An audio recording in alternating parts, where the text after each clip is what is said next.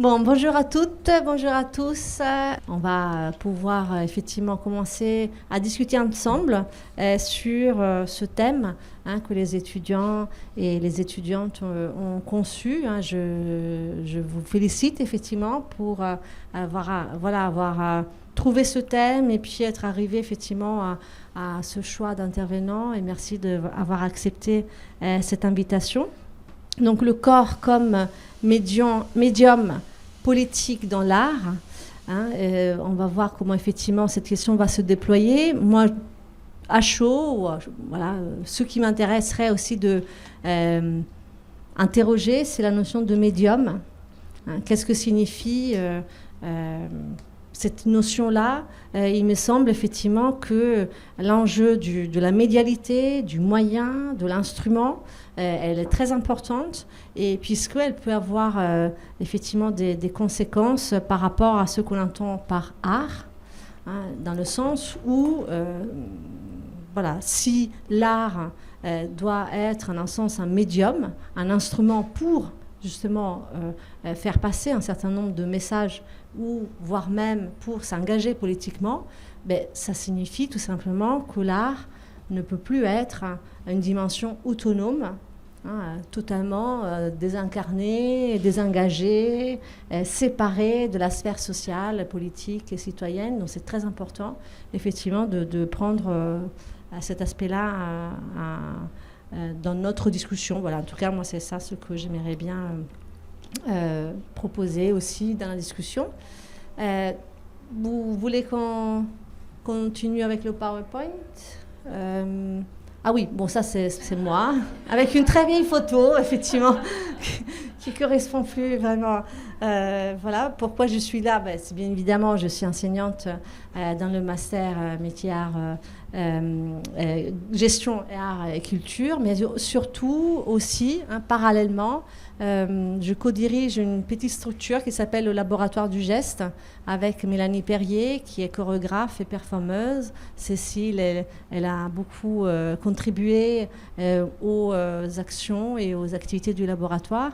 C'est pas mentionné là, mais je le dis, puisque le Laboratoire du Geste est une plateforme, justement, où on travaille sur la notion de corps dans l'espace de l'art et dans l'espace de la recherche. C'est-à-dire pour dire comment, effectivement, la performance peut être un enjeu important pour la recherche, et comment effectivement aussi les artistes utilisent et convoquent des notions, mais aussi des façons et des méthodes de travail, de recherche.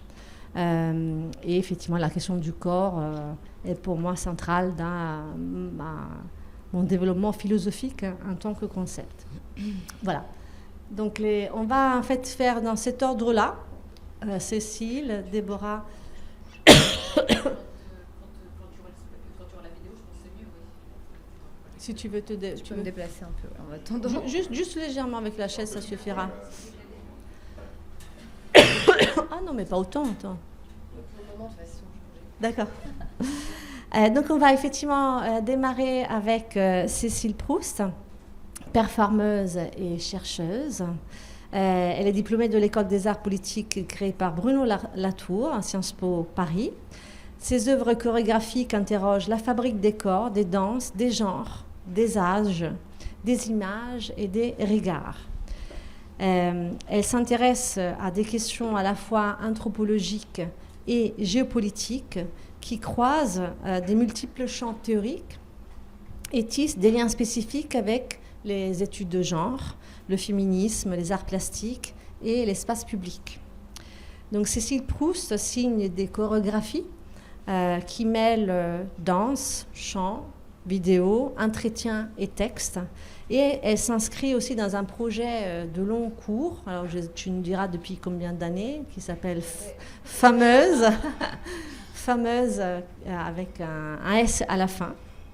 Et elle collabore en fait avec le vidéaste Jacques Hoffner, avec lequel elle travaille actuellement. Peut-être tu nous vas présenter une série documentaire qui s'intitule « Ce que l'âge apporte à la danse », à la danse, pour lequel elle était lauréate d'une bourse par le Centre national de la danse.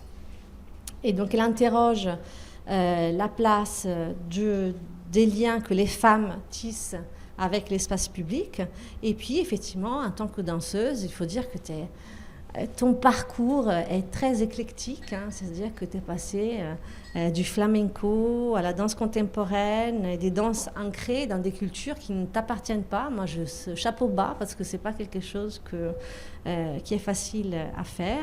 Et tu as collaboré, on va dire, à cette scène au début des années 90 de ce qu'on appelle aujourd'hui la nouvelle danse française ou ce qu'on appelle la non-danse. C'est des noms comme ça qui ont été donnés en travaillant auprès de chorégraphes comme Joseph Bates, Dominique Brun, Jean Pomarès, Quentin Royer, Claude Bourmachon, Jean-Pierre Perrault, puis plus tard Alain Buffard, Odile Duboc, à l'Équateur Albrecht Nux, Thierry Thiuniang. Et voilà, tu as aussi effectué plusieurs séjours en Inde et au Japon où tu as pu pratiquer effectivement des danses comme le katak. Voilà, et le flamenco en Andalousie. Donc, et le jiu tai mai au Japon. Voilà, c'est ça. Comme ça, effectivement, ça paraît un peu, ça donne mal à la tête. Hein. Voilà, à toi la parole, Cécile, Okay. merci encore. Merci. Bon, je vais peut-être juste revenir sur certaines petites choses parce qu'effectivement, ça paraît comme ça. C'est vrai, par rapport aux danses, j'ai même fait la nouvelle danse française des années 80. En fait, donc avant la non-danse, et puis c'est vrai que parallèlement et même avant, j'ai toujours eu un intérêt d'abord impensé. Enfin, c'est un goût, hein, ces goûts qu'on a. J'avais depuis toute petite. Enfin voilà, donc j'ai commencé par le flamenco en fait. C'est même été mes premiers engagements avec des souvenirs incroyables, hein, parce que c'est vrai que c'était des façons de travailler. Qui n'existe plus, presque comme Russe Saint-Denis, tu vois, du 19e siècle, donc très, très fort, avec beaucoup de gens émigrés sud-américains par rapport aux dictatures, donc un mélange qui m'a beaucoup construite politiquement, artistiquement, socialement et amoureusement, parce que c'était chaud. C'était avant le sida. Non, c'est vrai. C'était un mélange très fort et ça a beaucoup construit chez moi beaucoup de choses. Aussi avec tous ces gens qui venaient d'Amérique du Sud, qui avaient une pensée très forte et qui questionnaient énormément de choses. J'avais 17 ans et je me suis beaucoup construite à travers ces tournées. Mais bon, après, je me suis vraiment inscrite dans la danse contemporaine française, hein, donc ce qu'on appelle la nouvelle danse française des années 80. Enfin, je ne sais pas si vous connaissez un peu la danse ou pas du tout, je pourrais y revenir. Et puis donc après, ce que tu disais, les années 90, avec plutôt voilà, ce que certains ont nommé la non-danse, notamment avec Jérôme Bel et Alain Buffard.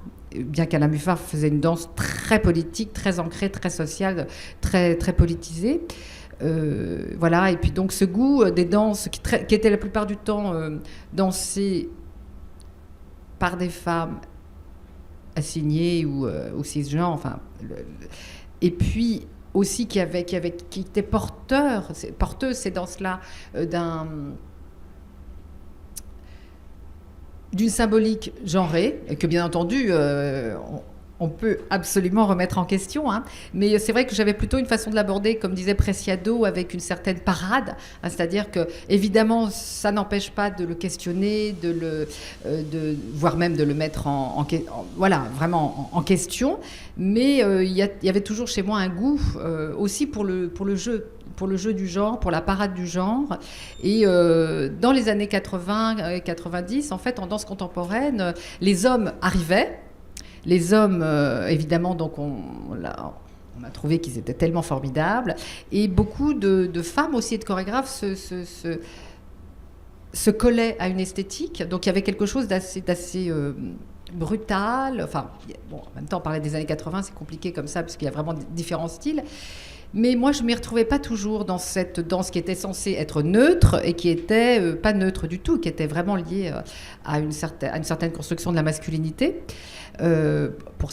avec des exceptions bien entendu. Voilà, donc j'aimais beaucoup aller aussi donc faire ces danses comme le jiutamai, qui est la danse des geishas en fait. Mais quand je dis geisha, ça va pas du tout parce qu'on a toutes ces images qui affluent et qui n'ont rien à voir avec la danse que j'ai faite, puisque c'est une danse très épurée, très lente, très concise, avec une grande puissance, mais très retenue. Alors que bon, quand on dit geisha, on voit ce qui est vrai aussi pour les très très jeunes femmes geisha. Après, c'est quelque chose qui s'épure énormément. Geisha, ça veut dire personne des arts, en fait, hein, ça veut dire artiste. Mais c'est vrai que ces qualités que je trouvais, ces qualités kinesthésiques dans ces danses, très différentes, hein, entre le flamenco, le katak, d'où vient le flamenco et les jiutamai, on a des qualités extrêmement différentes, mais extrêmement différentes aussi de la danse contemporaine des années 80. C'est des danses qui sont chargées de plein de choses. Et dans lesquelles j'ai trouvé beaucoup de liberté, parce qu'on disait beaucoup, ah là là, mais si tu vas en Inde, c'est 15 ans, et puis les maîtres, il faut...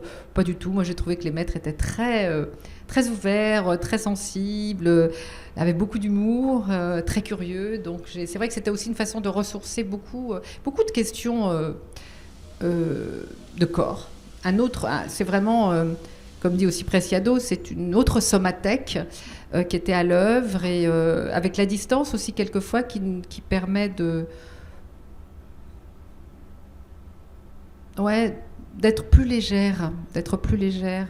Et j'ai trouvé en face de moi, hein, même le jiutamai, qui est pourtant une danse ancestrale que même les Japonais et les Japonaises connaissent très peu, qui est vraiment ancrée dans une tradition. Mais j'ai trouvé chez ces gens-là beaucoup de légèreté, beaucoup de... Enfin bon, c'était vraiment une source de liberté pour moi. Voilà, bon, et puis en 2004, puisque tu demandais quand, j'ai commencé à faire ce travail fameuse, après d'ailleurs ma rencontre à Paris 8 avec Preciado, et j'ai vraiment commencé à faire ce travail que tu as décrit avec toutes ces interrogations par rapport au genre, par rapport au féminisme, par rapport au corps, par rapport à la théorie. Et j'ai construit au très long cours, donc, des invitations, des spectacles, des vidéos, des conférences, avec à un moment aussi un travail sur les problématiques qui interrogeaient les non-politiques par rapport aux migrations. Hein. C'est-à-dire que en fait, il y a une politique, bien sûr, en Europe, mais pas celle qu'on annonce. Enfin, c'est surtout qu'on laisse mourir les gens. Voilà, donc là, j'ai fait aussi tout un travail autour de ça avec Ethnoscape.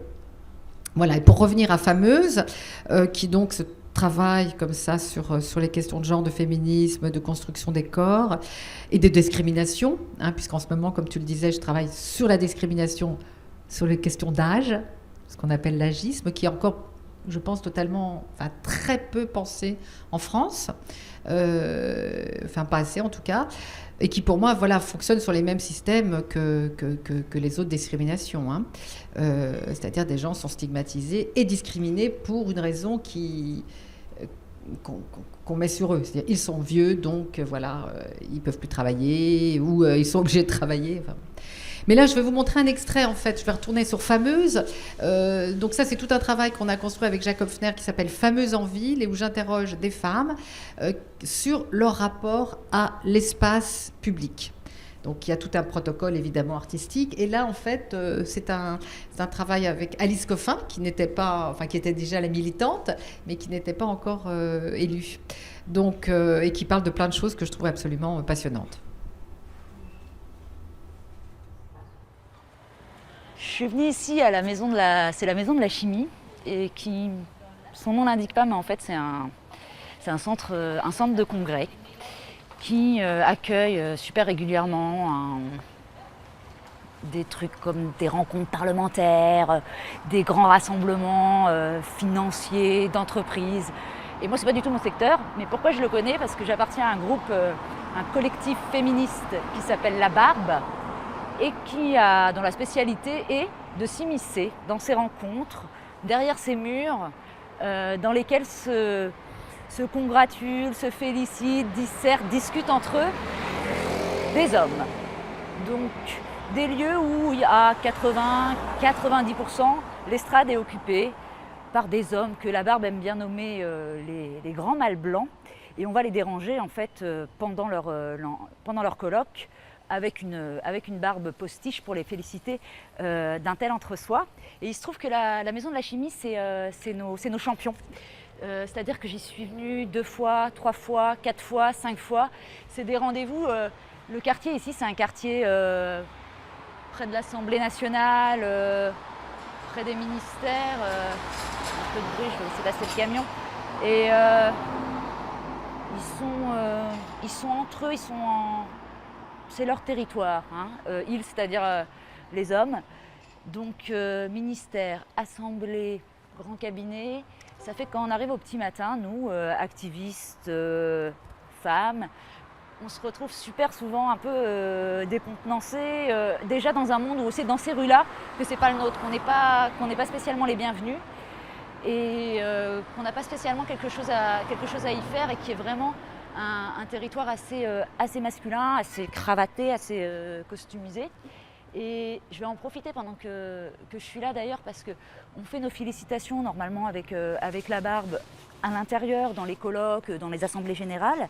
Mais ça fait longtemps qu'on en a parlé, on n'a pas eu l'occasion de le faire avec les barbus, qu'on devait féliciter la Maison de la Chimie de manière quand même assez enthousiaste, puisque c'est ce qu'on fait à la barbe. On manie un peu l'ironie, mais en revanche, une fois que je vais passer la barbe, je vais être davantage dans un rôle effectivement d'activiste et qui consiste à dire à ces hommes, à ces organisateurs, à quel point on est fiers.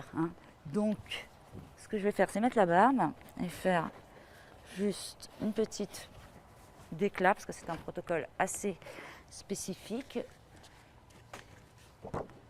Maison de la Chimie, bravo, chers hommes, chers grands hommes. La barbe est venue 1 fois, 2 fois, 3 fois, 4 fois. Les rencontres parlementaires pour l'épargne, les rencontres parlementaires pour l'avenir de l'Europe, le Paris Air Forum, vous ne nous décevez jamais. S'il vous plaît, continuez, la barbe. Donc ceci, c'est tout à fait...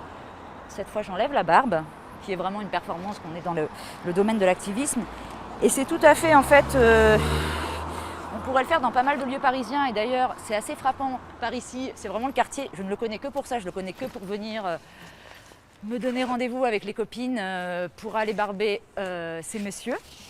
Je le connais uniquement là-dessus, ce quartier-là. Voilà, elle marche, il y a vraiment la notion de territoire. Je ne sais pas si vous connaissez la barbe comme... voilà. Donc c'est vrai qu'aussi il y a une notion... avancée. Oui, c'est ce qu'on m'a dit. Voilà, on va...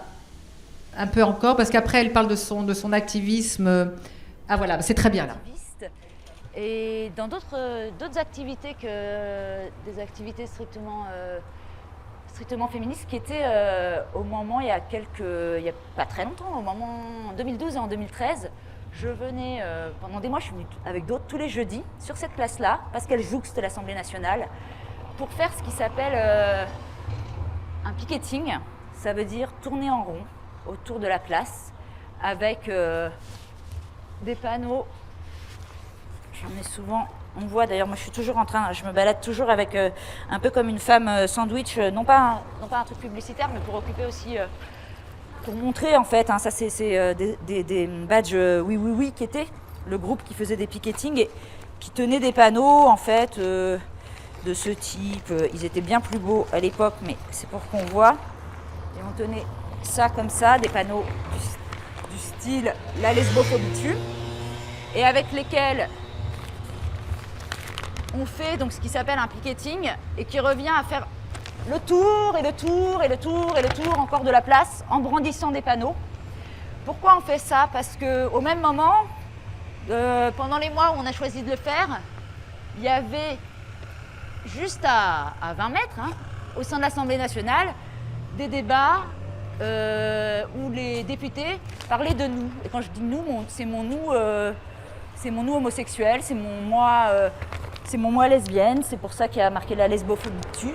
Et il y avait à l'intérieur de ces murs des gens qui discutaient de notre avenir, qui discutaient du fait de savoir si on pouvait ou pas se marier, si on pouvait ou pas avoir des enfants. Et pendant qu'ils discutent, c'était super important en tant que lesbienne, en tant que homosexuels, en tant que trans, de venir faire un tour pendant une petite demi-heure et rappeler et crier pour nos droits, pour nous défendre. Et je pense que ce qui était assez frappant, c'est comment on occupe cet espace-là. Il faut demander une autorisation, c'est-à-dire qu'on ne peut pas comme ça venir. Donc, c'est à la fois un truc qu'on a demandé à la préfecture, on a l'autorisation d'occuper un espace pendant un temps donné, et à la fois on vient crier pour quelque chose qui se veut contre le système justement établi. Et d'ailleurs c'est frappant parce que ce lieu-là, il n'y a pas que nous. Je regardais là, c'est un lieu qui est très souvent jonché disons marqué par des revendications. On voit des fleurs pour la mémoire. Je vais voir le banc là, mais parce que j'ai passé plein de temps assise sur ce banc moi, à faire des trucs. Et je vois, il y a des choses pour Nuit debout, il y a des choses pour Solidaire, il y a des trucs pour l'écologie. C'est vraiment une place qui est assez riche comme ça. Et je me souviens, j'ai un souvenir là-dessus d'ailleurs, pour dire que c'était pas que nous qui occupions cette place. Il y avait les manifs pour tous et Brigitte Bardot qui, eux, refusaient que tout le monde ait le droit de se marier, refusaient en particulier tout ce qui concernait la PMA pour les lesbiennes, qui étaient dans d'autres combats. Ils avaient organisé une petite conférence de presse comme ça dans l'espace public. Et nous, on avait voulu venir de manière dissimulée sur cette même place parce qu'on savait qu'il y aurait des caméras pour dénoncer toutes leurs actions avec des panneaux qui accentuaient leur message pour les rendre ridicules. Donc du type, on avait des panneaux « La France aux hétéros pas de bébé pour les PD ou des trucs comme ça. Et on était venus, c'était fou parce qu'en fait, on s'était rendu compte que rien qu'on était dans cet espace, on a vu arriver Brigitte Bardot et ses militants, puis nous, on s'est dit, mais ils vont nous reconnaître en fait. Qu'est-ce qu'on a cru comment on a pu croire qu'on allait partager l'espace à un même moment avec eux et faire semblant de s'immiscer dans leur foule, alors qu'évidemment, on avait des looks de Gwyn, on rigolait entre nous en disant, je me rappelle, on était assis comme ça sur ce banc, et vraiment on rigolait, il fait, mais toi tu vas pas passer, tu vas nous faire repérer avec ta coupe là. Et c'est vraiment d'occuper, de se dire, tiens, et ils étaient là alors qu'on était là la semaine d'avant, et de voir comment on change comment on change un espace, comment on le politise et vers quoi on le politise en fait, parce que d'une semaine à l'autre, évidemment, ça peut se modifier, comment on l'occupe. Et pour moi, ça a été des années où ça a été une grande leçon pour moi de comment occuper l'espace public de manière militante et de quelle manière. Donc c'est une place vraiment chargée de souvenirs, et je pense, hélas, que c'est pas la dernière fois que j'y reviendrai pour essayer d'y faire passer des messages. Voilà, on va arrêter là.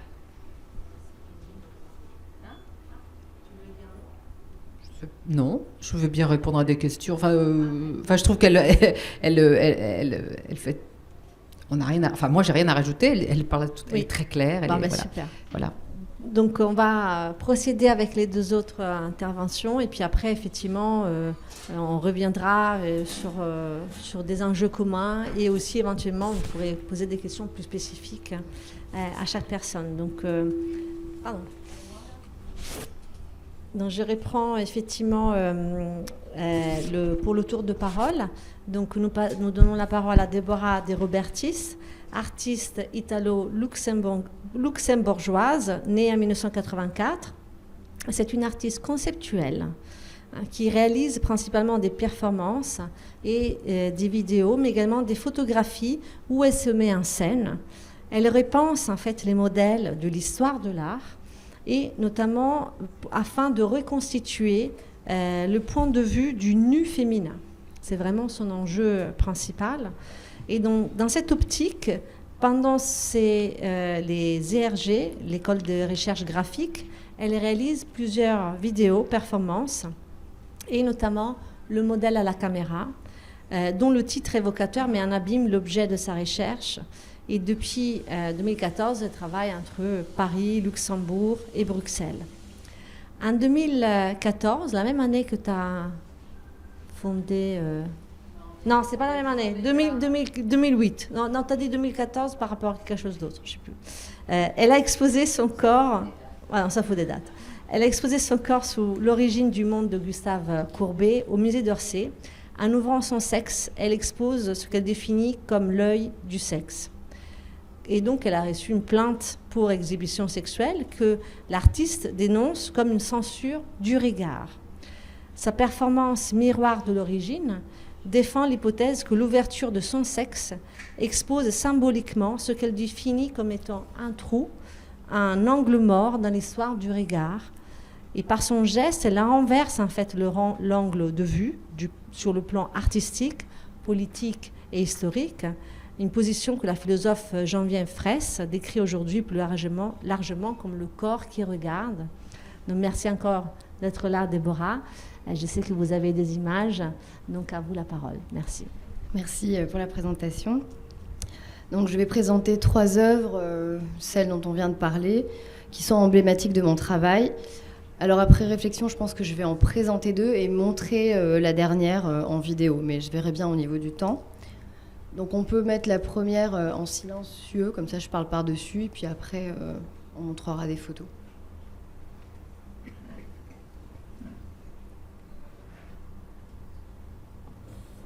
Attends, je vérifie juste que ça soit bien. Okay. Donc ça c'est la performance miroir de l'origine, que j'ai donc réalisée en 2014.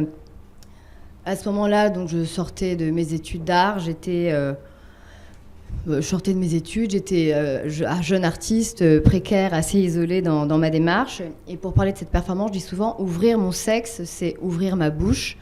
Et en effet, à ce moment-là, je pousse un cri, mais je le pousse avec mon sexe, c'est un cri silencieux, puisque à ce moment-là, j'avais rencontré très rapidement des hommes de pouvoir du monde de l'art. D'ailleurs, il n'y avait que des hommes, des galeristes, des directeurs de musées de renom, des critiques d'art. Et très vite, ça ne surprend plus maintenant, je me suis donc rendu compte qu'ils exposeraient ou qu'ils ne s'intéressaient pas à mon travail, mais que mon travail était évidemment prétexte pour s'intéresser à mon sexe de femme, celui que j'ai dans mon pantalon, et non pas ce sexe politique que j'expose dans mon travail. Alors ça, je m'en suis rendu compte avec le temps. C'est pas un discours que j'ai pu tenir tout de suite. J'avais d'abord un discours conceptuel, et on va dire que la femme se cachait en partie derrière le concept, qui n'est pas sans importance. Mais j'avais une impossibilité de parler, de prendre cette parole.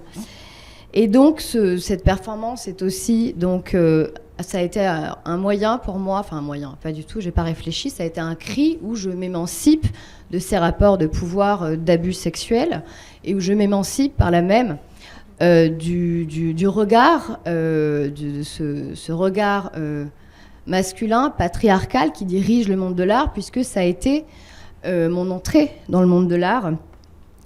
Et alors, je regarde 2 secondes mes feuilles. Et alors, à ce moment-là aussi, oui, cette émancipation passe par le fait que par ce geste, je m'empare de l'aura des grands maîtres, de ce pouvoir historique, ce pouvoir politique, mais aussi ce pouvoir économique que je mets donc au service de mon travail et de mon sexe, puisque dans une société qui utilise le sexe féminin pour vendre, ici je fais l'inverse, j'instrumentalise les institutions muséales au service de mon travail, et ça a été assez rapidement aussi pour moi une stratégie féministe pour m'émanciper du marché de l'art, puisqu'en effet jusqu'à aujourd'hui je n'ai pas exposé une fois, je savais qu'en prenant ces positions ça n'allait pas être le cas, donc je crée, si vous voulez, ma propre valeur économique, puisque je ne me contente pas d'exposer mon sexe, je crée une œuvre, une image, je me barre avec une photo.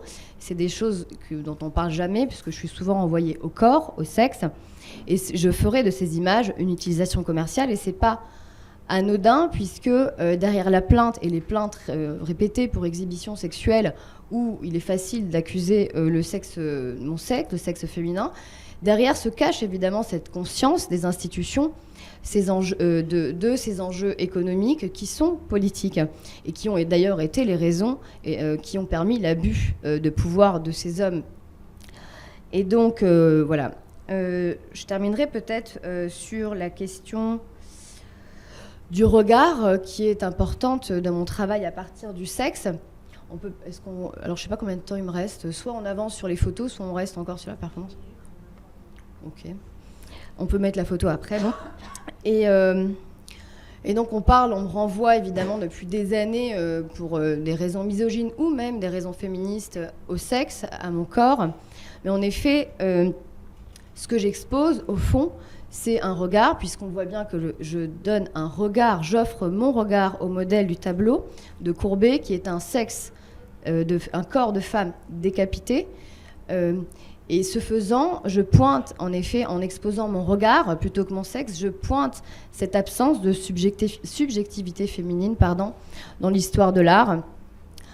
Et on va dire que je challenge je sais pas comment on l'appelle, ce male gaze, ce regard qui place le spectateur en position de voyeur devant ce sexe de femme qui pourrait être d'ailleurs une femme morte, qui le place en position de voyeur, presque en position d'une forme de nécrophilie inavouée, et en ce sens, mon geste, l'ouverture de mon sexe, est une affirmation de vie et rompt avec cette tradition voyeuriste, morbide.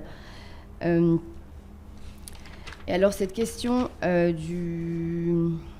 Non, peut-être que je terminerai juste par dire que la question du regard, cette inversion des rapports de pouvoir par le regard à partir du corps dans mon travail, c'est plutôt là que se situerait l'enjeu politique dans mon travail. Et donc on peut peut-être montrer la photo qui est voilà, la photo de cette performance, puisque c'est un objet et souvent c'est quelque chose qui est mis au second plan. Non, ça c'est c'est pas moi, on va dire. C'est celle-là. Ok. Et donc je vais parler d'une autre performance qui s'appelle Marianne is watching you. Donc voilà, ici, encore une fois, dans le titre, on voit bien l'importance de la direction du regard. C'est Marianne qui regarde, ce n'est pas Marianne qui est regardée. Donc comme vous avez compris, je travaille sur le modèle féminin. Ici, c'est une allégorie, puisque je me sers de l'allégorie de Marianne, qui est normale. Une allégorie est une, et ici, elle est démultipliée, elle est incarnée. Marianne, c'est nous toutes. Donc l'incarnation de l'allégorie, c'est aussi une façon de lui redonner son pouvoir, puisque les allégories féminines, la loi, la République, la liberté, sont des images de femmes qu'on utilise pour incarner un pouvoir qu'elles ne peuvent pas exercer. Donc il y a une volonté ici de repenser l'allégorie en la démultipliant et en prenant, en s'emparant de ce pouvoir par l'incarnation, par le corps. Et alors dans la mise en scène de cette performance, je me sers de l'allégorie comme arme et comme armure pour désarmer les forces de l'ordre qu'on confronte pendant une demi-heure. Il y a d'autres performeuses qui sont avec moi qu'on ne voit pas sur cette photo, qui est un recadrage. C'est une photo réalisée par un photographe et je reviendrai dessus plus tard. Et cette inversion des symboles que j'utilise pour confronter l'ordre établi, ça a provoqué une sorte c'était une provocation, puisque quelque part, ce qu'on leur disait, c'est tirer. Allez-y, tirez. C'était une réponse aux violences policières. Tirez sur ce symbole si vous osez. C'était ça la provocation. Et donc, il y avait au moins 30 photojournalistes. Ils se savaient vus, ils se savaient regardés. Et en ce sens, on les a humiliés, puisque Marianne, ici, est utilisée pour se poser en regard, pour se poser en juge, quelque part en juge de la situation. Et donc, ça a créé cette confrontation des regards, ce corps à corps, qui par ailleurs ensuite a été récupéré malheureusement.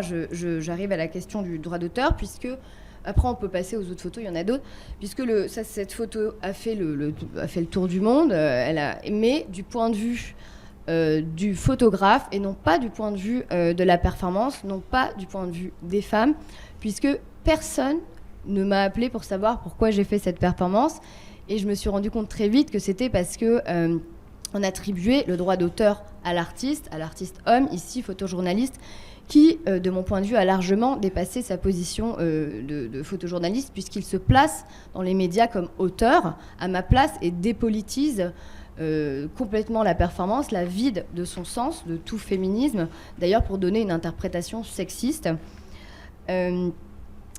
Et ce qui est intéressant, c'est intéressant mais dans le mauvais sens, c'est que je suis de nouveau placée en tant que la place que j'ai au regard de la société ou au regard du droit d'auteur, c'est une position de muse et de corps.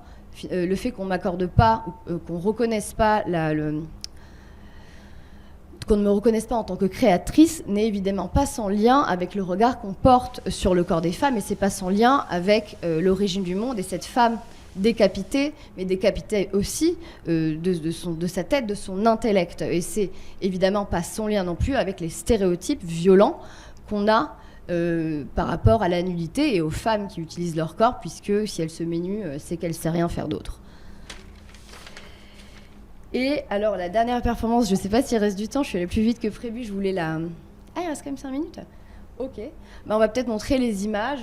Et si je préférais montrer... je préfère montrer les autres images. Voilà. Ça, c'est des images de ma dernière performance qui s'appelle le viol du pouvoir. Là, on est de nouveau, là, on voit les autres femmes qui ont été recadrées par le regard du photographe, mais c'est une performance qu'on ne peut pas... La photo qui a été prise est très intéressante, mais elle ne se suffit pas à elle-même. Il est très important de garder les autres femmes et cette sororité importante et politique dans cette performance. Mais après, je pense qu'on peut juste passer les images et je vais arriver à la dernière performance. Voilà, on voit bien la confrontation. Alors ça, c'est la dernière performance. Donc pour finir sur Marianne, je voulais juste dire que le photographe dans les médias a dit que la performance avait duré le temps d'un clic, comme si lui, par son regard d'artiste, avait capturé un moment, alors qu'en fait, la performance a duré une demi-heure. C'est important de le comprendre, pour comprendre le geste performatif qui était précisément de regarder. Alors ici, la dernière performance, voilà, on peut passer les images assez rapidement, et je pense que je vais peut-être... Je vais montrer la vidéo, je pense. J'aurais bien voulu en parler, mais je ne l'ai jamais montré, cette vidéo, et des fois, les images parlent d'elles-mêmes. Et ça s'appelle donc le viol du pouvoir.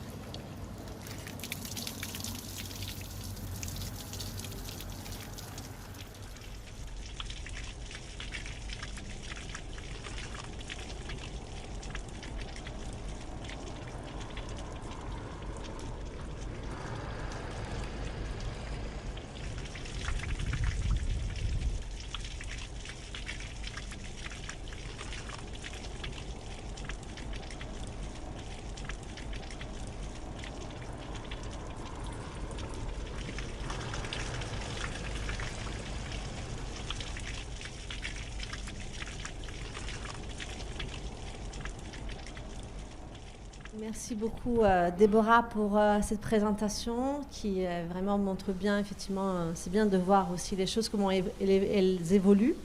Donc maintenant nous allons entendre Moussa Sarr, qui est né à Jasso en Corse et qui vit entre Paris et Marseille.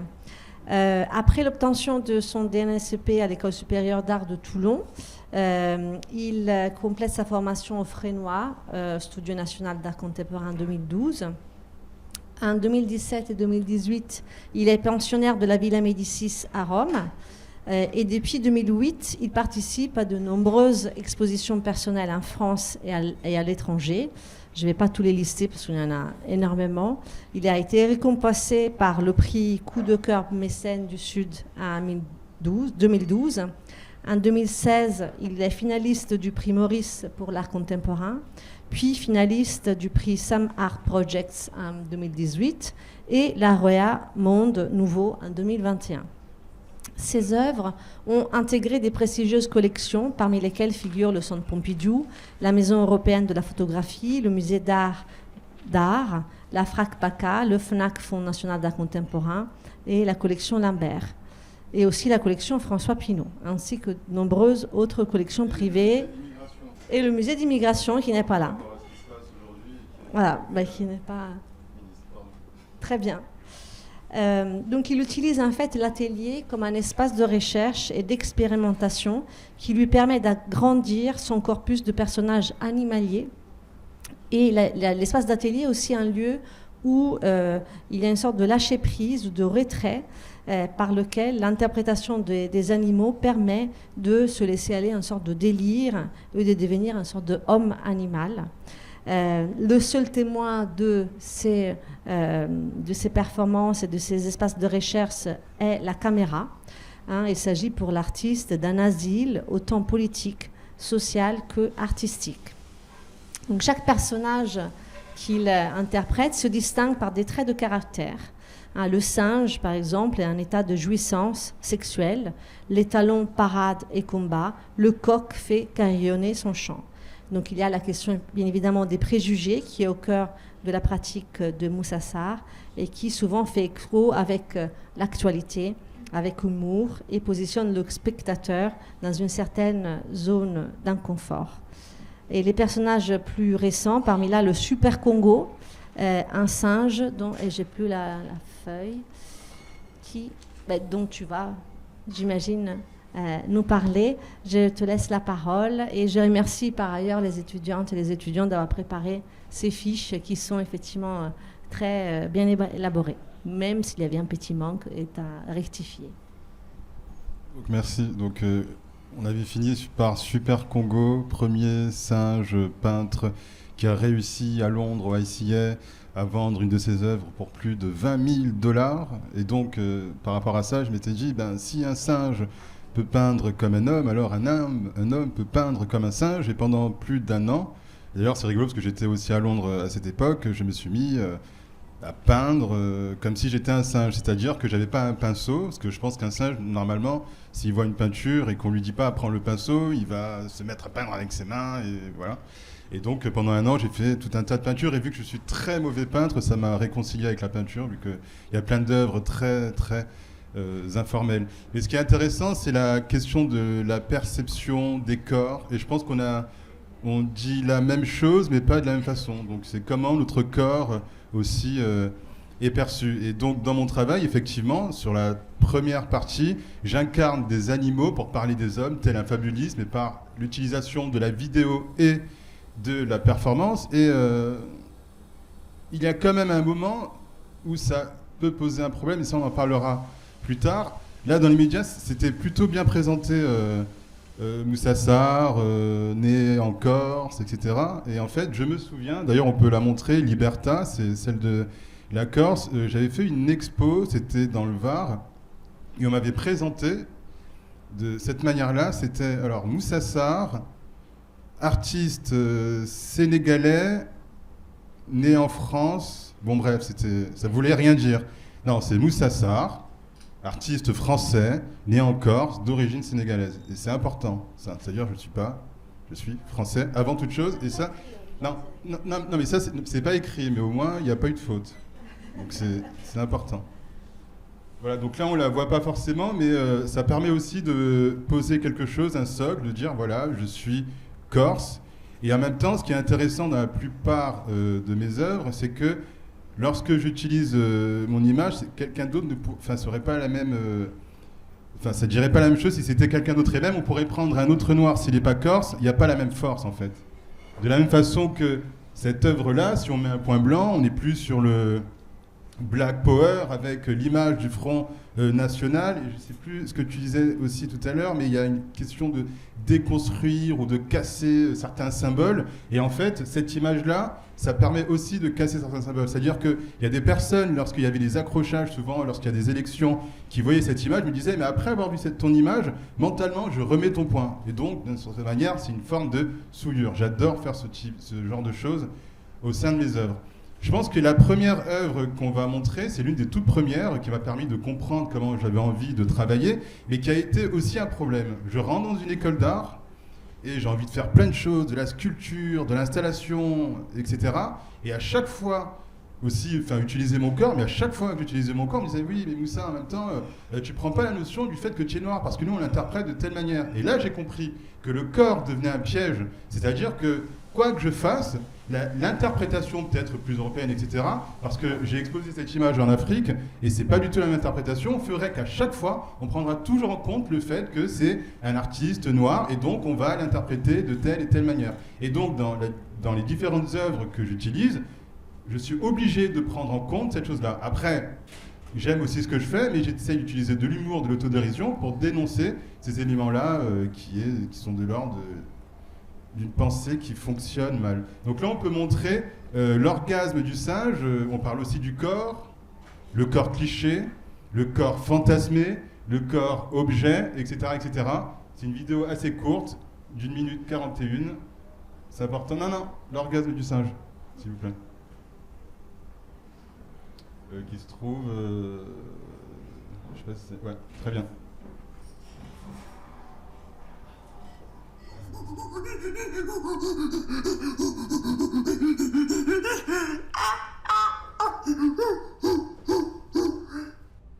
Voilà, avec cette proximité, avec la caméra. Enfin, c'était lu tout à l'heure. Ok, donc là on peut couper. Et si on voit d'autres images, à toute la série Bang Bang. Et pourquoi je parle de Bang Bang? Parce que c'est aussi, je sais pas pourquoi j'aime bien ce terme, le corps bananisé. Et en gros, ce qui est assez extraordinaire par rapport à cette vidéo, c'est que, en fait, j'ai pas besoin de chercher au niveau de l'inspiration parce que je n'ai qu'à reproduire ce que j'ai déjà vu et ce que j'ai déjà vécu. Et ce qui est assez troublant, c'est-à-dire que j'ai fait pas mal d'animaux, là j'ai fait une sélection par rapport à ce qui nous concerne, la grenouille, le scorpion, etc. Et ensuite, je suis rentré dans une période où je fais moins l'animal. Et je pensais que je n'avais fini avec ça, parce que mes sujets, c'est pas juste le racisme, etc. Enfin, c'est tout type de discrimination. Et au final, il y a quelques temps, c'était juste un peu avant le confinement, je crois que c'était en 2019, il y a eu toute une série au niveau de la mode, particulièrement, je sais pas pourquoi, le slip français, American Vintage, etc., qui s'amusaient entre eux à faire des soirées où ils se grimaient en noir et à faire des blackface, qui est en plus interdit par la loi. Et en fait, je me suis dit, mais c'est fou, quoi. Plus de 10 ans après, ce que j'avais cru totalement dépassé revient. Et en fait, j'ai pas voulu réagir à chaud, parce que c'est important, l'idée d'humour, d'autodérision, de prendre du recul, et j'ai essayé de prendre du recul. Et là, en fait, on va voir une vidéo qui s'appelle Blackface, où finalement, je crois que c'est l'une des seules que je fais, il n'y a pas de mots, il n'y a pas de son,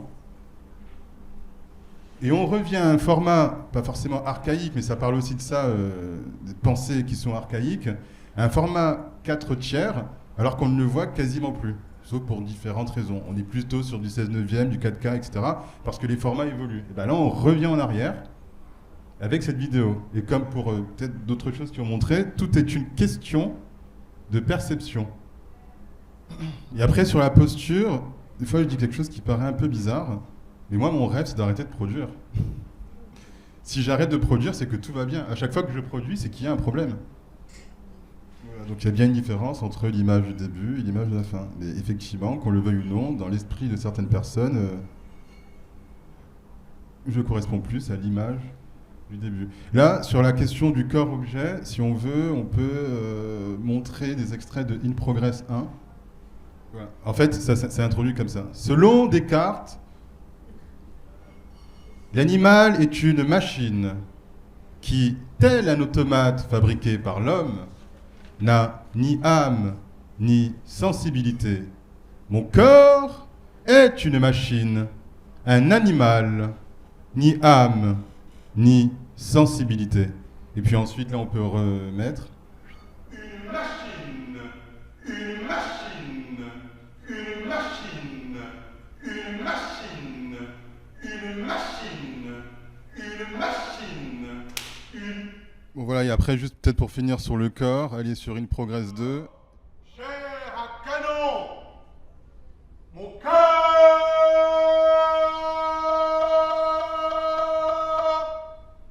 Ça, c'est des corps qui pourraient faire penser aux tirailleurs sénégalais, etc. Avec un mix entre toujours les couleurs du drapeau français plus celui du Sénégal. Non, en fait, c'est des moules de mon corps multipliés. Mais si on veut, on peut couper. Et en fait, là, ce qu'il raconte, c'est « Ils sont morts, intestins, mes vieux cris sous la cendre de tes mots qui brûlent mes vaines pensées. Ils sont morts, intestins, mes vieux, altruisme perdu dans le sexe de celle qui m'expulsa à jamais. Pierre de marbre céleste, viens t'écraser sur la terre, écrire à jamais sur mon corps. Memor, intesta. Voilà. Merci beaucoup, Moussa. Donc, nous avons effectivement terminé cette présentation des 3 artistes. Nous savons que Cécile, tu as besoin de partir. Donc, éventuellement, s'il y a des questions spécifiquement pour Cécile, sachez que son temps est compté. Moi, j'avais une toute petite question à vous poser avant de laisser le temps au public, qui était sur la question de l'humour, qui effectivement est revenu plusieurs fois, très clairement chez Cécile et chez Moussa, beaucoup moins chez Déborah, mais peut-être tu pourras... Oui, oui, en fait, tu l'as pas dit explicitement, mais je pense que c'est extrêmement drôle. Et donc, il me semble là, qu'il y a peut-être là quelque chose à dégager par rapport à ça.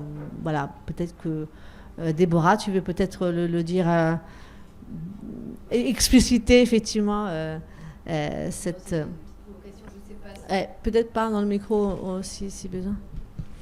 Celui de Cécile, tiens. Mieux placé en effet pour parler de l'humour.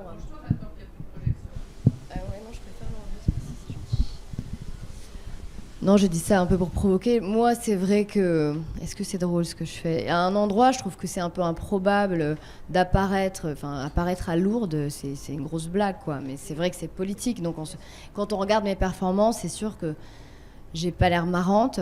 Mais il y a eu d'autres... Enfin, oui. Et puis souvent, d'ailleurs, c'est une interprétation misogyne, bien sûr, mais c'est agressif, ce serait agressif. Mais dans le fond, par exemple, voilà, la performance que j'ai réalisée à Lourdes, d'apparaître à cet endroit-là où tout le monde a envie de voir la Vierge et tout à coup elle est là nue, si on prend de recul, c'est quand même drôle. Voilà, j'ai trouvé aussi la robe à paillettes dorée, et puis... Oui, j'ai pas montré celle de Lourdes, c'est pour ça, oui, les paillettes. Oui. Ah oui, pardon, Louvre. Non, c'était Lourdes, à Lourdes. Ouais. C'était pas celle-ci. Parce que j'ai fait une performance où j'ai incarné la Vierge Marie à Lourdes. Et voilà, je resitue, je parle comme si tout le monde connaissait, les gens connaissent pas. Et donc, c'est voilà, pour parler de l'humour, je trouvais ça assez drôle, cette idée pour cette performance-là, je trouvais ça vraiment parlant, quoi. Voilà. J'ai rien d'autre à dire, hein. Quelqu'un a quelque chose à dire sur l'humour ? Oui, je ne sais pas si vous voulez rebondir, Moussa ou Cécile. C'est une force de frappe. Vous enregistrez ? Non, c'est plutôt pour les... Ah, vous m'entendez même sans micro, Non, vous enregistrez. Voilà, non, c'est une force de frappe.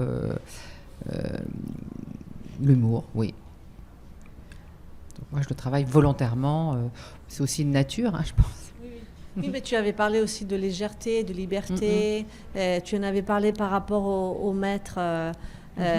qui ont beaucoup d'humour, d'ailleurs. Voilà, indien, tu avais parlé par rapport à ça. Tu avais parlé de l'humour par rapport à Preciado. Tu vois, c'est pas simplement aussi dans votre travail, mais aussi ce que l'humour apporte.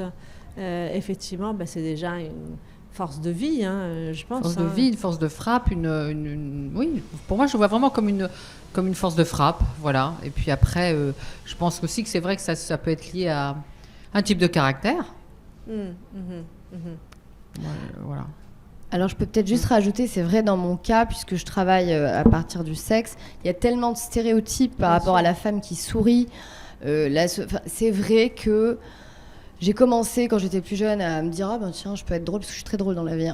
Et en effet, pour mes premières apparitions en public, il fallait que je mettais des lunettes, il fallait absolument qu'on comprenne qu'il y avait un cerveau derrière le sexe. C'est vrai que c'est pas aussi évident Mon travail a été beaucoup mieux compris quand j'ai arrêté de rigoler, quoi, par tout le monde, même les intellectuels, surtout eux d'ailleurs. D'accord. Ouais. D'accord. Faut pas croire. Moussa, tu veux dire quelque chose par rapport à ça ? Non, souvent je parle de l'ego, c'est-à-dire caméra, autofilmage, une caméra comme une arme, il y en a le choix. Soit on vise l'autre, mais là alors c'est très frontal et souvent les gens se vexent et il n'y a plus de dialogue, il n'y a plus de communication. Et le fait de retourner la caméra, donc on parle toujours d'humour, on se tire une balle, on tue son ego, donc on peut être dans une autodérision. Et c'est parce qu'on se moque nous-mêmes que le spectateur, par un effet miroir, lui aussi peut rigoler de lui-même. Et on est obligé d'avoir un processus parfois complexe, même s'il s'agit de sujets parfois qui font pas rire. Enfin, moi, lorsque j'entends que dans les cours de récréation, encore une fois, dans les écoles, dans des collèges, il y a des personnes qui s'amusent lorsqu'ils voient des enfants métis à faire les singes, enfin, vous avez vu la manière dont je le dis, ça me fait pas rire. Donc, vaut mieux que j'utilise l'art pour parler de ça plutôt que directement. Donc, s'il y a des questions dans la salle pour rebondir, pour commenter. Oui. Alors, par contre...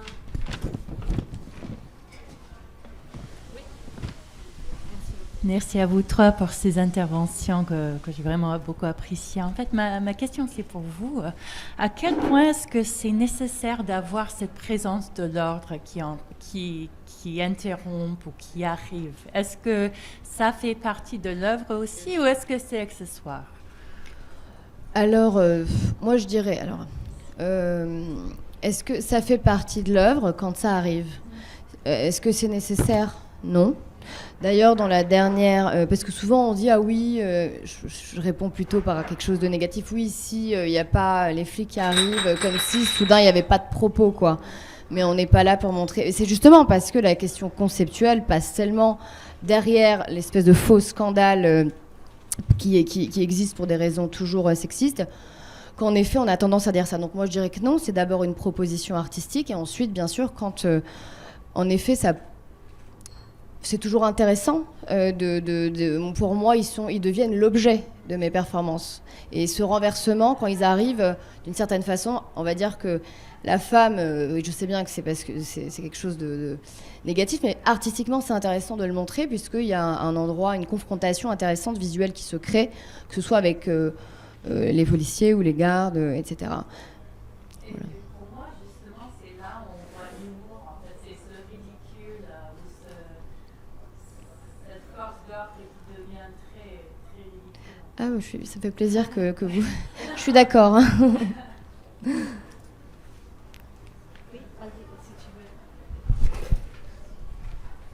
Oui, j'aurais une question en fait. Je voulais savoir qui concernait effectivement le rapport au droit, parce que c'est super intéressant ce que vous nous avez raconté à propos de l'image et du journaliste.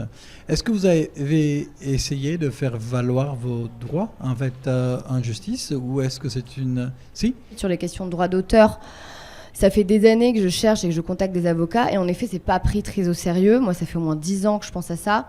Et donc j'aimerais bien, je pense que c'est une des seules solutions, mais c'est aussi lié à des questions de précarité artistique. Moi je ne suis pas exposée, il faudrait que je trouve quelqu'un que ça intéresse pour des raisons politiques, mais en effet oui. C'est très intéressant et je pense que dans la lignée d'Alberto Sorbelli par exemple, oui. Aujourd'hui Émilie Ratajkowski qui a pointé cette question-là, mais moi, j'ai pas aujourd'hui. Faudrait que je trouve les moyens de le faire ou un intérêt politique, comme ça a été le cas pour les questions pénales dans mon travail. Donc, j'y pense. J'attends que ça, mais je sais pas quand ça arrivera. Ouais. Non, mais parce qu'en fait, ça pointe à une question super générale, super plus large sur la protection des droits, effectivement, des producteurs d'images en termes de journalistes et de médias, en fait, et la notable non-protection des créateurs. En fait, d'autres types d'images qui sont les images artistiques et leur possibilité d'un suremploi à des fins commerciaux qui leur échappent. Donc en fait, c'est la question est tout super intéressante. C'est pour ça qu'il faudrait... de ce point de vue, oui, c'est sûr que ça touche aussi à ça. Moi, c'est vrai que mon point principal, en tout cas déjà, c'est comment est-ce possible que ce soit communément admis que je sois exclu du droit d'auteur. Quand aujourd'hui une image est utilisée pour un livre, c'est pas moi qu'on contacte. Il y a récemment eu un article dans Cosette où ils ont repris la performance, pas la photo, mais il n'y a même pas mon nom dans un article féministe pour vous dire à quel point c'est révélateur de la place de mon corps dans l'image, mais qui reflète une réalité plus globale. Moi, j'ai une question. Est-ce que tu as pensé à produire tes propres photos et avoir tes propres... Comme je suis dans l'œuvre... Oui, mais quelqu'un qui le ferait pour toi. Moi, mais oui, bien sûr, j'ai mon photographe. Parce que là, j'ai donné un exemple. Mais c'est pas ces photos qui courent. Si, il y a eu beaucoup de performances. Bien sûr, quand c'est mon photographe, il n'y a pas de problème. Mais alors, c'est aussi pas aussi simple que ça, puisque j'ai trouvé un photographe avec qui j'ai vraiment un accord et qui respecte ma position. Maintenant, je ne vais pas trop prendre la parole par rapport à ça, mais quand, d'un point de vue économique, tu es en position de faiblesse, moi, il y a beaucoup de photographes qui se sont introduits dans des performances et qui ont fini par revendre les photos sur des sites, et même des photos qui ne font même pas partie de la performance, où ils nous ont pris nus dans la salle de bain. Et donc, il y a des abus possibles, puisqu'en fait, comme soit tu payes, ou alors même quand je proposais de payer, ils ne voulaient pas, puisque le but était d'utiliser l'image pour eux. Et donc il y a des possibilités d'abus. Je n'ai pas toujours été en position de force pour beaucoup de raisons, notamment économiques.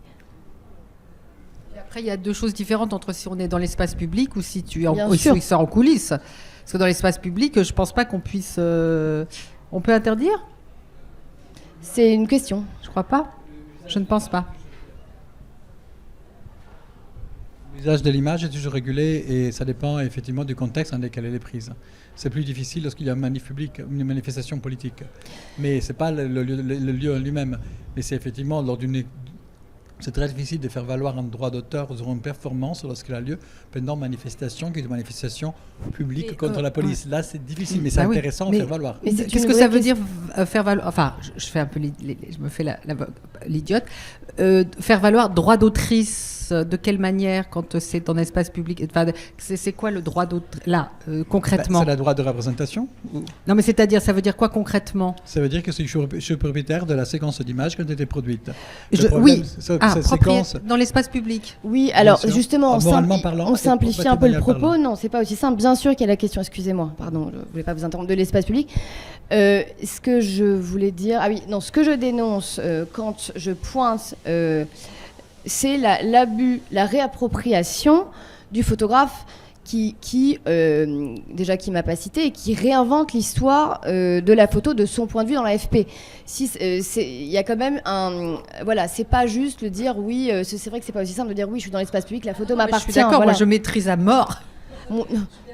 Je suis tout à fait d'accord. Mais j'essayais de savoir ce que ça voulait dire des droits financiers. Enfin, à partir du moment où c'est comme ça, il faudrait un avocat compliqué. pour les défendre. Il faut déposer avant, non? Non. Ton projet?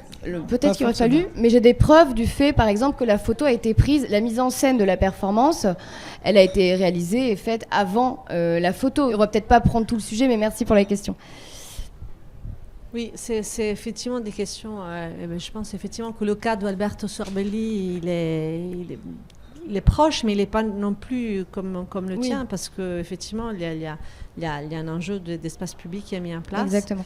Mais c'est vrai que, notamment dans la performance, on a encore cette idée selon laquelle la photographie est presque plus importante que la performance elle-même, et que le clic photographique serait presque ce geste-là qui serait la source de l'œuvre, et alors que effectivement toute la mise en scène, la préparation, le contexte, le sens, et ça qui est l'œuvre.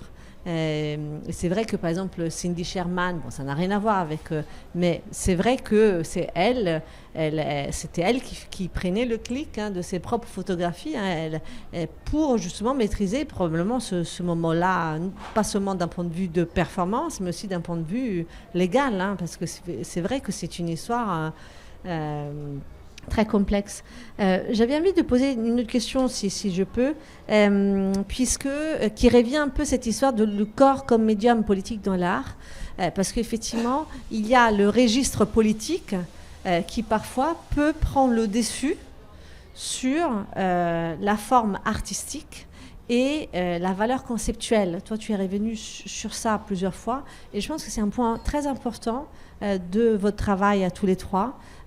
Comment vous arrivez effectivement à faire en sorte que le travail soit interprété, on va dire, correctement, et que la valeur artistique et la valeur conceptuelle soient maintenues au sein du discours politique. Moussa, peut-être, parce que tu as moins parlé dans les dernières minutes, si tu veux.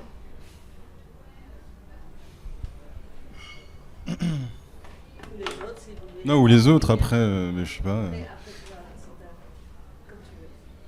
Je sais pas, après c'est un équilibre instable. Enfin, moi ce que je trouve intéressant, c'est qu'on n'œuvre pas forcément dans les mêmes endroits, et que il y a tout aussi une prise de risque aussi sur la manière dont ça va pouvoir être interprété. Travailler dans le champ du milieu de l'art ou travailler au sein de l'espace public, dans la rue, etc., il y a tout autant une prise de risque. Et tout à l'heure, j'avais évoqué l'idée de l'animal. Bon, j'enchaîne, hein. Et du moment où, dans la pratique d'un artiste, après plus de 10 ans, avoir fait différents types d'animaux pour créer des fables, lorsque j'ai réinvesti la performance, que j'avais fait le choix de rester dans la vidéo performance et pas être dans la performance, qui a un côté un peu trop, pour l'avoir vécu, amuseur de galerie, divertissement qui me fatigue. Donc j'ai pris pas mal de recul, et c'est quand j'étais à la Villa Médicis en 2018 que je me suis relancé dans la performance. Et il y a certaines personnes qui m'avaient suivi, qui ont eu du mal sur certaines actions, et c'est là où c'est un peu bizarre, parce que alors que l'animal qui se métamorphose en d'autres animaux, finalement, finit par inventer un nouveau langage, mais qui se parle et qui s'écrit, etc., ça posait aussi problème. C'est-à-dire qu'on me renvoyait sur l'idée de l'animal en disant « Ah, mais ce serait bien si tu refaisais l'animal ». Alors qu'il y a aussi la question de la perception et des cases dans lesquelles on nous met, donc le corps, objet, etc., voilà, comment sortir de cette case. Il y a un moment donné, vous avez vu une image où je suis suspendu telle une toile d'araignée, comme si j'étais une mouche dans une toile d'araignée. Et en fait, c'est ça, c'est-à-dire ces espèces de liens avec ce wax qui réapparaît au fil des performances in progress et sur lesquels j'arrive pas à me dépatouiller, où je reste constamment enfermé. Donc sur la dernière exposée, et j'aime bien le terme zooifié, comme ça se faisait, où on venait voir des personnages de curiosité, etc., etc. Bon voilà, j'ai enchaîné comme ça, j'ai répondu à ma manière. Mais après, c'est très compliqué cette idée de l'image, du photographe, lorsqu'on fait une action. J'ai un peu réduite parce que j'avais pas le temps. Voilà, bon, j'imagine. Voilà, et c'est pour ça qu'on parlait de l'autoclic. C'est pour ça que je fais des vidéos performances, que c'est à l'intérieur de mon espace. Même lorsqu'il y a des photos, c'est moi qui prends aussi les photos. Mais lorsque je fais des actions en galerie, j'accepte, sauf si je le dis avant, mais en même temps, je maîtrise l'espace galerie, je peux dire, pas de photos. Mais j'accepte qu'on prenne des images et qu'ensuite soient diffusées sur les réseaux sociaux, etc. Et après, je suis pas sûr que l'image du photographe soit exactement ce que toi tu as voulu raconter, parce qu'il y a vraiment un rapport là, femme-femme. Non mais il y a un rapport femme-femme, parce qu'il y a la femme gendarme. C'était choisi. C'est-à-dire que on le voit d'ailleurs, j'ai un mail où j'avais anticipé qu'il y aurait peut-être une femme, d'ailleurs heureusement pour des raisons légales. Et je m'étais évidemment inspirée des face-à-face, de ces images qu'on voit dans les manifestations. Je veux dire, il n'a pas inventé grand-chose, tout le monde y repensait, et donc moi la première, quoi. Voilà. Je ne vais pas lui enlever tout son... Après, techniquement, la photo est très réussie, mais il n'a pas la première place. Oui, bon, après voilà, je pense que c'est bien si on a son propre photographe. J'ai mon propre photographe. Pour pouvoir faire autorité. Oui, bien sûr, je suis d'accord. J'ai mon propre photographe quand c'est possible. Et par contre, c'est vrai qu'il me paraissait intéressant de pointer les abus possibles à travers cette question de la performance, et surtout pour moi d'un point de vue féministe. Mais en effet, c'est vrai que ça ouvre, on me dit souvent, mais ça ouvre à beaucoup de choses que je pourrais pas peut-être tout développer maintenant. Et peut-être que la raison pour laquelle moi, en tout cas, je me dis pas juste, ah oui, je dois avoir... Déjà, même quand j'ai mon propre photographe, les abus sont pas inévitables. Mais en plus, ce qui m'intéresse, c'est de changer cette perception du droit qui, pour moi, en tout cas dans le cadre de mon travail, pourrait faire jurisprudence et est patriarcale, et pas sans lien avec la place de muse et la place que j'ai dans mon travail. Donc c'est vrai que ce combat m'intéresse, c'est pas juste une question pratique pour moi. Juste pour y venir, parce qu'en fait, on avait dû arrêter la vidéo, mais c'est vrai que le fait que ces femmes aient la GoPro sur leur tête, c'est vraiment presque une arme et aussi une façon de se défendre. C'est-à-dire qu'en fait, les policiers voient bien qu'ils ne peuvent pas faire non plus n'importe quoi, et puis tu maîtrises aussi ton image. C'est-à-dire qu'en fait, c'est à partir de ces images-là que le film peut se... Donc je trouve que ça, c'est une très belle idée. En tout cas, c'est plutôt conceptuel, c'est vrai. Bien sûr. Voilà. Merci. C'est quoi la question ? Le propos conceptuel. La forme et le fond ? Oui, c'est ça. Ouais. Voilà, tu as 2 minutes. Voilà, ça c'est c'est le fond de l'art. Oui. Comment c'est chaque. C'est pour ça qu'en fait, je sais pas, enfin bon, c'est à chaque fois à construire, à penser, par exemple sur les fameuses en ville, où je donne la parole. Par exemple, le protocole, il est quand même très... J'essaye d'être assez serrée sur le protocole, hein, je donne des règles. Évidemment, elles n'en font qu'à leur tête, et c'est très bien aussi. Mais voilà, c'est un bon exemple parce que donc moi, mon protocole pour que d'une fameuse à l'autre, on ait quelque chose qui revienne, bien que je ne maîtrise, je ne sais pas de quoi elles vont parler, je ne sais pas où elles vont le faire, je n'interviens pas du tout là-dedans. Ce sur quoi j'interviens, c'est la temporalité, les 3 arrêts. Elles doivent avoir 3 arrêts. Parler pendant les arrêts, donc que normalement la durée, puisque ça doit être fait normalement sans montage. Bon, très souvent malheureusement on est obligé de monter parce que je m'aperçois que les gens n'ont pas du tout de notion de temporalité. Ça doit faire 10 minutes, mais on arrive quelquefois à beaucoup plus longtemps. Et bien entendu, je souhaite leur laisser cette liberté. Ça doit aussi m'échapper. Donc il y a vraiment un travail comme ça enfin ça doit.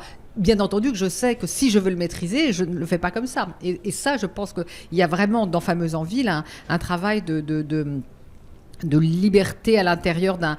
Le protocole que je propose, en fait, le format que je propose, il est vraiment justement formel, mais à l'intérieur, sur le fond, donc qui serait plutôt la question activiste, je leur laisse la totale liberté. En fait, à partir du moment où j'ai choisi quelqu'un, et je sais pourquoi je l'ai choisi, Laïs Coffin, c'était une évidence, et que je exposais mon format, je sais qu'il va m'échapper, surtout dans ce projet-là, effectivement. Je l'ai fait aussi avec Geneviève Fraisse, et normalement, par exemple, les personnes doivent marcher, finalement, elle nous a convaincus pour prendre la voiture. Enfin bon, j'aime aussi la force de conviction de la personne qui va elle-même transformer et digresser, en fait. Et faire autre chose il n'y a rien de pire qu'une très bonne élève. Mais là, vraiment, donc moi, je propose le cadre formel, mais à l'intérieur, la totale liberté. Ce qui fait qu'on a des fameuses envies très, très, très différentes et en même temps une forme qui se retrouve. Je l'ai fait partout dans le monde où je suis. Enfin, là où je me trouve, j'en fais. Et sur un très long cours. Donc moi-même aussi, d'ailleurs, la forme, je pense que c'est ça aussi. La forme aussi va évoluer en fonction des résultats. Par exemple, si les forces de l'ordre interviennent, si quelqu'un intervient, on laisse faire jusqu'au moment où voilà, donc ça fait partie des choses que j'indique. Et puis voilà, donc ça m'échappe en même temps, mais la forme elle essaye d'être tenue, notamment sur les 3 temporalités, et que je demande à chacune de parler plus précisément sur le 3e arrêt, comment elles ressentent l'espace public en tant que femme. Merci. Donc s'il y a peut-être une question pour terminer, oui. Vas-y. Oui, totalement. S'il y a des étudiants... De donner des réponses. Pour moi, c'est Moussa, c'est pour toi en fait. C'était la question du plaisir. Vous avez dit que vous produisez parce que vous voyez qu'il y a des problèmes. Et donc, je me pose la question, est-ce que c'est un peu contre vous que vous produisez, ou donc s'il n'y avait vraiment pas de problème, est-ce que vous continueriez à créer ou En fait, ça m'a juste interpellée à cette idée de problème et production. Je crois qu'il y a plein d'artistes des fois qui font des pauses, ils vont jouer aux échecs, ils font du poker, ils vont se promener, ils font bronzette sur la plage, etc. Quand j'ai montré, on va parler de la notion du plaisir, l'orgasme du singe, d'une certaine manière, c'était aussi peut-être mon premier orgasme artistique, mais il y a aussi cette idée de poids qui se libère. Et en fait, ça a été un déclencheur, c'est pour ça que je parle d'orgasme artistique. Il y a un déclencheur où j'ai compris de quelle manière, lorsque j'avais certains poids, je pouvais m'en libérer. Et en fait, ce qui est intéressant, c'est quand c'est transmis et qu'ensuite c'est diffusé par d'autres manières et qu'il y a d'autres gens qui vont, parce qu'ils défendent le propos, défendre cette parole, et la transmettre dans différents endroits. Et j'aime bien ça aussi, l'idée de passer une œuvre, passer ce poids parfois à d'autres personnes qui vont être capables de la défendre, voire de la commenter, de la critiquer, de l'analyser, etc. Parce que c'est très compliqué parfois d'analyser ses propres œuvres, dans la mesure où on travaille aussi par intuition. Nous ne sommes pas des plasticiens pour rien. Si c'est pour passer notre temps à commenter ce que nous faisons, des fois c'est un peu compliqué. Enfin, moi j'aime bien que des personnes s'en saisissent et critiquent et analysent ces œuvres-là. Mais en réalité, je prends aussi du plaisir dans la folie. C'est-à-dire qu'on parlait de l'espace atelier comme espace asile. Et là, j'ai fait une résidence à Hambourg. Et pour la petite anecdote, ma galeriste me dit « Non mais Moussa, repose-toi. Tu peux faire ça à Marseille, à Paris, dans ton atelier. On sait. Profite de la ville. Il va faire beau en plus. C'est assez extraordinaire. » Et en fait, au bout de 2 jours, je commençais déjà à produire. Parce qu'à partir du moment où on veut que je produise ou on m'enferme dans un lieu, naturellement, je me mets à produire des choses. Voilà. Et avec la caméra, etc., là, j'avais des bouts de tissu qui me restaient et j'ai commencé à faire quelque chose de qui s'expanse dans tout l'espace et qui flotte, etc. Et j'ai pas arrêté de produire pendant plus de 3 semaines. Mais c'est intéressant pour vous, c'est toi, de faire transmettre un poids. Ah oui, mais par contre, cette transmission du poids... En fait, c'est intéressant ce contrebalance. Parce que je parle d'humour, mais avant l'humour, il y a l'énervement, il y a la colère, etc. Et ensuite, d'ailleurs, des fois, c'est intéressant la manière dont on nous perçoit dans nos travaux et qu'on ne nous connaît pas. Et ensuite, lorsqu'on rencontre réellement la personne. C'est comme un comique. Est-ce qu'il fait le comique tout le temps? Est-ce qu'il fait l'amuseur de galerie lorsqu'il y a un dîner ou pas? Et en fait, non. Moi, dans la vie, je ne suis pas certain d'être super drôle. Bon, bref. Merci beaucoup. Donc, on va conclure ici, mais on va continuer autour d'un verre. Merci vraiment pour votre...